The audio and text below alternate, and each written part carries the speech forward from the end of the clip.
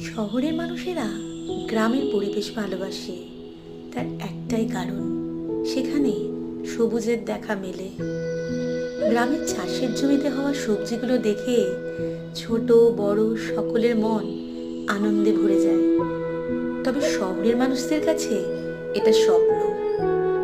কিছু কিছু স্বপ্ন আমরা বাস্তবেও রূপ পেতে পারি। বাড়িতে আলো বাতাস প্রবেশ করে এমন এক জায়গা খুঁজে নিতে হবে।